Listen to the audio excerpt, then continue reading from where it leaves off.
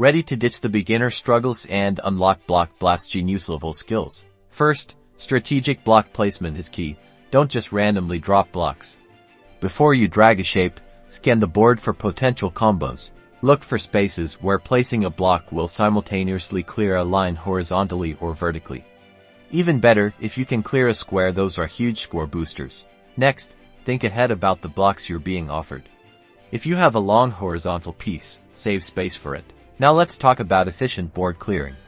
The more blocks you clear at once, the higher your score multiplier. Aim for combos by setting up cascading clears.